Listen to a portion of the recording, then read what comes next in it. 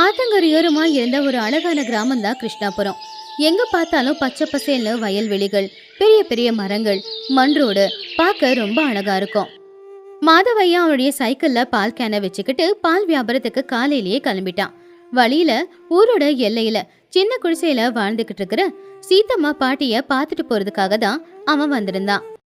என்ன பாட்டி இது? இந்த குளிர்ல வெளியில உட்காந்துருக்கீங்க. உடம்பெல்லாம் நடுங்குது பாருங்க.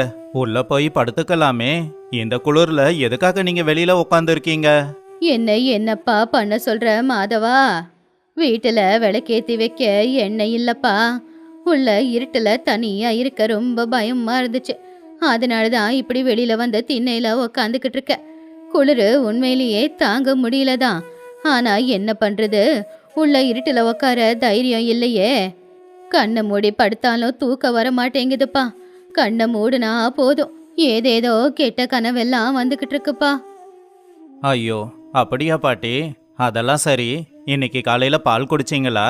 ஆமா, முகலாம் ஏன் வாடி போயிருக்கு? நேத்து ராத்திரி சாப்பிட்டியா இல்லையா? நீ சாப்பிட்டிருக்க மாட்டல்ல? பால் வாங்கி குடிக்கிறதுக்கு என்கிட்ட ஏதுப்பா பணம்? என்கிட்ட இருக்கிற வயலும் எதுக்கும் வேலைக்காகாம அப்படியே இருக்கு. யாராவது சாப்பிட கொடுத்தாதான் சாப்பாடு. அப்படி இல்லைன்னா நாள் பூரா இப்படி பட்டினியாவைதான் இருக்கணும். இந்த கடைசி காலம் போச்சுன்னா போதும்பா. எனக்கு வேற எதுவும் தேவையில்லை. ஐயோ பாட்டி, அப்படியெல்லாம் சொல்லாத. உள்ள போய் ஒரு கிண்ணத்தை கொண்டு வா. நான் உனக்கு பால் கொடுத்துட்டு போறேன். தினமும் இந்த வழியா தானே பால் ஊத்த போறேன். நான் உனக்கு பால் கொடுத்துட்டு போறேன். நீ பணமெல்லாம் எதுவும் தர வேண்டாம். நீ பாலை குடிச்சிட்டு சத்தா இருந்தா அதுவே எனக்கு போதும். வேண்டாப்பா, நீ கஷ்டப்பட்டு உழைக்கிற புள்ள. காலையில எழுந்திருச்சு பாலை கறந்து 4 பேருக்கு கொண்டு போய் வித்தாலாவது 4 காசு சம்பாதிக்கலாம். எனக்கு இலவசமா கொடுக்கறதுல பாவம் உனக்கு நஷ்டம்தான் வரும். என்னால நீ நஷ்டமாக வேணாம். அது என்னோட தலையெடுத்துப்பா. என் கஷ்டத்தை நான் பாத்துக்கிறேன். நஷ்டமா? ஒரு பாட்டிக்கு பால் கொடுக்கறதுல எனக்கு என்ன பெருசா நஷ்டம் வரப்போகுது? எங்க அம்மா சொல்லுவாங்க, தாகத்துல தவிக்கிறவங்களுக்கு தண்ணியும் பசியில தவிக்கிறவங்களுக்கு சாப்பாடும் கொடுக்கறது புண்ணியம்னு. நீ பாலை குடிச்சு நல்லபடியா இருந்தா அதுவே எனக்கு போதும். நாளையில இருந்து தினமும் உனக்கு வந்து பால் கொடுக்கறேன். மாதவன் வீட்டுக்கு வந்தான். என்னடா, இன்னைக்கு பால் கொஞ்சம் கூட மிச்சமே இல்ல. யாருக்காவது அதிகமா பால் ஊத்தனியா, இல்ல வர வழியில பால் ஏதாவது கொட்டிடுச்சா? இன்னைக்கு கணக்கு சரி வரலையே. இல்லம்மா, ஊர் எல்லையில சீத்தம்மா பாட்டி இருக்காங்கல்ல, அங்க போய் அவங்களுக்கு குடிக்க கொஞ்சம் பால் கொடுத்துட்டு வந்தேன். பாவம், அவங்கள பார்க்க பாவமா இருந்துச்சு. அவங்களுக்குன்னு யாருமே இல்லைன்னு சொன்னாங்க. பால் குடிச்சே பல நாள் ஆச்சான். அதான் பால் கொடுத்துட்டு வந்தம்மா. நல்ல வேலைதான் பண்ணிருக்க. சீத்தம்மா பாட்டி ரொம்ப நல்லவங்க. ஒரு காலத்துல அவங்க புருஷன் இருக்கும்போது அப்படி வாழ்ந்தவங்க அவங்க. அவங்க வயசுல அவங்க நிறைய பேருக்கு நிறைய உதவிகளையும் செஞ்சிருக்காங்க. பாவம், போராத காலம். இப்படி அந்த அம்மா கஷ்டப்பட்டுக்கிட்டு இருக்காங்க. மற்றவங்களுக்கு உதவி செய்யறது உனக்கு பிடிக்கும்னு எனக்கு தெரியும். பாட்டிக்கு செஞ்ச உதவி ரொம்ப பெருசு. ஆமாம்மா, அவங்க முகத்துல சந்தோஷத்தை பார்த்தாதான் அந்த நாள் எனக்கு சுறுசுறுப்பா இருக்கு. எப்பவும் பணத்தையே பார்க்கக்கூடாது. என்கிட்ட ஒரு மாடு இருக்கு. அந்த மாடு கொடுக்குற பாலில் கொஞ்சம் பாட்டிக்கு கொடுக்கறது தப்பு இல்லை. உண்மைதான்ப்பா. 10 பேருக்கு உதவி செய்யணுன்ற எண்ணம் இருக்கிறவன் என்னைக்குமே பணக்காரனாதான் இருப்பான் மனசளவுல. சரி, நான் சாப்பாடு செஞ்சு வச்சிருக்கேன். அப்பளமும் பொரிச்சு வச்சிருக்கேன். கொண்டு போய் பாட்டிக்கு கொடுத்துட்டு வா. பாவம், சரியா சாப்பிடலன்னு சொன்னியே. கொஞ்சம் சாப்பிட்டாலாவது அவங்களுக்கு உடம்புக்கு கொஞ்சம் தெம்பு வரும். ஊர்ல இருக்கிற 4 பெரிய மனுஷங்க எல்லாருமே பூபதியோட வீட்டு திண்ணையில உட்காந்துக்கிட்டு இருந்தாங்க. அப்பதான் மாதவன் அந்த பக்கமா வந்தான். மாதவனை பார்த்ததும் அவங்க 4 பேரும் இப்படி பேச ஆரம்பிச்சாங்க.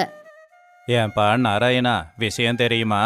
இந்த மாதவன் இருக்கானே, தினமும் அந்த சீதாம்மா பாட்டிக்கு பால் கொடுத்துக்கிட்டு இருக்கானா. சம்பாதிக்கிற ஒவ்வொரு ரூபாயும் எண்ணி பார்க்குற இந்த காலத்துல இப்படி ஒரு நல்லவன் இருக்கிறது உண்மையிலேயே பெரிய விஷயம்.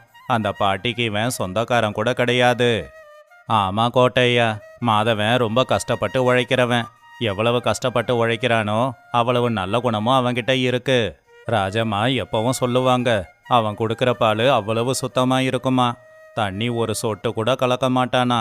அவனோட நேர்மையை பத்தி பெருமையா பேசுவாங்க. அது மட்டும் இல்லை, அவன் தினமும் அந்த சீதம்மா பாட்டிக்கு பால் மட்டும்தான் கொடுக்குறான்னு நினைச்சிங்களா? சீதம்மா பாட்டியோட வீட்டு கதவு உடைஞ்சப்போ அவனே பக்கத்துல இருந்து சரி பண்ணியிருக்கான். அதுக்கு அவன் 1 ரூபா கூட வாங்கலையாம். அது மட்டும் இல்ல, அவன் வீட்டில இருந்து எண்ணெயை கொண்டு போய் அந்த அம்மா வீட்டில் விளக்கு பத்த வச்சிட்டு வந்திருக்கான். இப்படிப்பட்டவன் கிடைக்க அந்த அம்மா கொடுத்து வச்சிருக்கானோ. மாதவா, உன்னை பத்தி கேள்விப்படும்போது ரொம்ப பெருமையா இருக்கு. இந்த பால் வியாபாரத்துல உனக்கு எதனா பிரச்சனை இருக்கா? வேற மாடு வாங்க எதனா உதவி தேவைப்படுதா? உன் நல்ல குணத்துக்கு எதனா உதவி செய்யலான்னு நினச்சிக்கிட்டு இருக்கேன். கும்பிடுறாங்க ஐயா, உங்க தயவால நான் நல்லா தான் இருக்கேன். ஏதோ இருக்கிறத வச்சு 4 காசு சம்பாதிக்கிறேன். சீதம்மா பாட்டிக்கு கொடுக்குற பாலால எனக்கு எந்த நஷ்டமும் இல்லை. பாவம் அந்த பாட்டி, அந்த பாலை குடிச்சிட்டு அவங்க சந்தோஷமா இருக்காங்களே, அந்த சந்தோஷமே எனக்கு போதுங்க. இப்படியே நாட்களும் போச்சு. பாட்டிக்கு கொஞ்சம் உடம்புக்கு முடியாம போச்சு. மாதவன் அவங்களுக்கு சேவகம் செஞ்சுக்கிட்டு இருந்தான். அப்போ ஒரு நாள் பாட்டி, மாதவா, கொஞ்சம் என் பக்கத்துல வாப்பா. என்னோட ஆயுள் முடியிற நேரம் வந்துருச்சுன்னு தோணுது. இந்த விளக்கு அணையிற நேரம் வந்துருச்சுப்பா.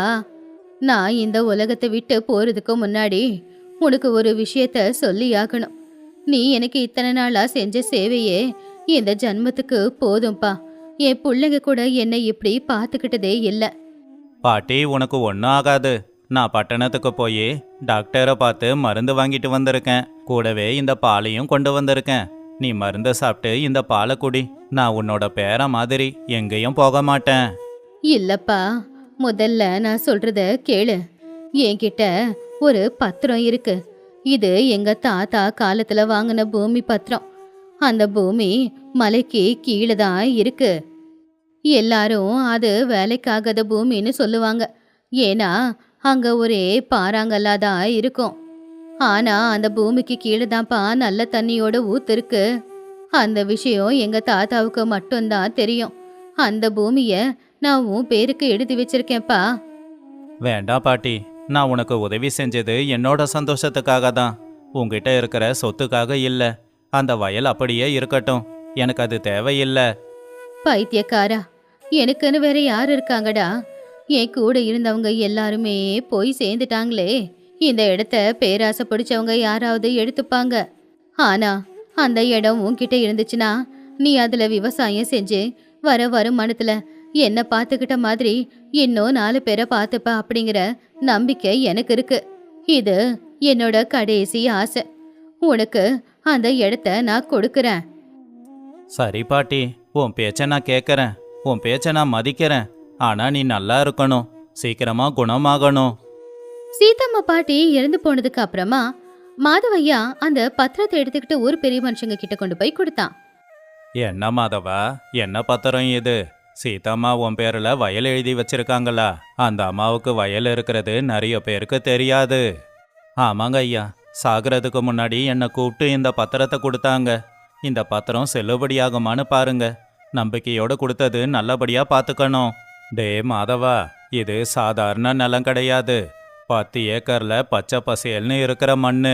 ரொம்பவும் சத்து அதிகமான மலைக்கு அடிவாரத்துல இருக்கிற நிலம் இது. அந்த காலத்திலேயே அதிக விளைச்சல் விளையக்கூடிய மண்ணு இது. இந்த பத்திரத்தை படி பார்த்தா இந்த ஊருக்கு நெருக்கத்துல தான் இது இருக்கணும். இதோட விலை ரொம்ப அதிகம். நீ உண்மையிலேயே கொடுத்து வச்சவன். பரவாயில்ல, சீதாம்மாவுக்கு உதவி செஞ்சதால மாதவனுக்கு நல்லது நடந்திருக்கு. எதையுமே எதிர்பார்க்காம இவன் உதவி செஞ்சான். அதனால கடவுளே சீதாம்மா உருவத்துல வந்து இவனை பணக்காரனாக்கி இருக்காரு. நீ உண்மையிலேயே கொடுத்து வச்சவன் தான்டா. உண்மைதான் சாமி. இவன் அந்த அம்மாவுக்கு 1 கிளாஸ் பாலை தான் கொடுத்தான். அதுக்கு அந்த அம்மா இவனுக்கு எவ்வளோ பெரிய வயலை எழுதி வச்சிருக்காங்க. மாதவா, இனிமே நீ வேலை செய்ய வேண்டாம், கஷ்டப்பட்டு உழைக்கவும் வேண்டாம். விவசாயம் செஞ்சுக்கிட்டு நிம்மதியா வாழலாம். மாதவையா அந்த நிலத்துல போய் ஒரு கிணத்தை தோண்டினான். பாட்டி சொன்ன மாதிரி அங்க தண்ணியோட ஓட்டம் இருந்துச்சு. அந்த தண்ணியோட ஓட்டம் இருக்கிறதுனால அந்த நிலமை இப்போ பச்சை பசேல்னு தான் இருந்துச்சு. மாதவா, உன்னை பார்க்கவே ரொம்ப பெருமையா இருக்குடா. சீதம்மா பாட்டி கொடுத்த இடத்துல இப்போ 100 மாடுங்க இருக்கு. மாடுங்க புல்லுக்கு எங்கேயும் போக வேண்டிய அவசியம் இல்லை. அந்த பூமியிலேயே நிறைய புல்லு இருக்கு. பாட்டி எங்க இருந்தாலும் இப்போ அவங்க மனசுக்கு சாந்தி கிடைச்சிருக்கும். உன் கண்ணுலயும் எனக்கு சந்தோஷம் தெளிவா தெரியுதுடா. ஆமாம்மா, இது அந்த பாட்டி எனக்கு போட்ட பிச்சை. அதனால தான் இதை நல்லபடியாக காப்பாற்றிக்கிட்டு இருக்கேன். அவங்க பேரை சொல்லி இந்த ஊரில் இருக்கிற வயசானவங்களுக்காக ஒரு வீடு கட்டலான்னு நினைக்கிறேன். ஏன்னா குளிர்காலத்தில் அந்த அம்மா பட்ட கஷ்டத்தை இந்த ஊர்ல இருக்கிற யாருமே இனிமே படவே கூடாது. அப்போ பால் வாங்க வந்த ராஜம்மாவும், மாதவா, உன்னை பார்த்தா ஆச்சரியமா இருக்கு. இப்போ ஊர்லயே நீதான் பெரிய பணக்காரன். ஆனா எவ்வளவு பணம் இருந்தாலும் அந்த திமிரும் அந்த அதிகாரமோ கர்வமோ சுத்தமா இல்ல. சும்மா சொல்லக்கூடாது. எங்க ஊரு மாதவனாச்சே, அதனாலதான் சொக்க தங்கமா இருக்க. அம்மா, கஷ்டப்பட்டு உழைக்கிறதுல கிடைக்கிற சந்தோஷம் வேற எதுலயும் கிடைக்காது. அன்னைக்கு பாட்டிக்கு உதவி செய்யும்போது இது எதுவுமே எனக்கு தெரியாது. ஆனா மனசார செய்யற உதவி வீணா போகாதுன்னு தெரிஞ்சுக்கிட்டேன். பாட்டி தந்த சொத்தை விட அவங்க ஆசீர்வாதம் தான் எனக்கு பெருசு. ராமபுரத்தை சேர்ந்த எல்லா பெரிய மனுஷங்களும் மாதவையாவை பார்த்துட்டு போறதுக்காக வந்தாங்க. எல்லாரும் சேர்ந்து அவனை மனசார பாராட்டினாங்க. ஐயா, நீங்க எல்லாருமே என் வளர்ச்சியை பார்த்து பாராட்டுறீங்க. ஆனா என் வளர்ச்சிக்கு பின்னாடி இருந்தது சீதாம்மா பாட்டியோட ஆசீர்வாதம் தான். மற்றவங்களுக்கு உதவி செய்ய நாம யோசிக்க கூடாது.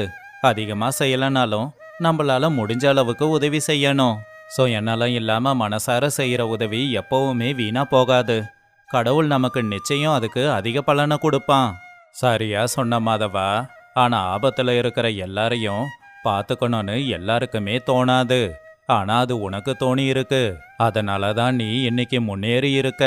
ஒரு மனுஷனா எப்படி இருக்கணும் அப்படின்னு உன்னை பார்த்து தான் எங்க பிள்ளைங்க எல்லாரும் கத்துக்கணும். என் புள்ள செஞ்ச சின்ன உதவி இவ்வளவு பெரிய பலன் அவனுக்கு கொடுக்கும்னு நான் கொஞ்சம் கூட எதிர்பார்க்கல. என் புள்ளைய மாதிரியே எல்லா பிள்ளைங்களும் இருந்துட்டாங்கன்னா இந்த உலகம் ரொம்ப நல்லா இருக்கும். இந்த கதையில இருக்கிற நீதி, நாம செய்யற சின்ன உதவியா இருந்தாலும் என்னைக்குமே அது வீணா போகவே போகாது. சுயநலமே இல்லாம செய்யற உதவிதான் ரொம்பவும் பெருசு. Check out these awesome videos and don't forget to subscribe. See you next time.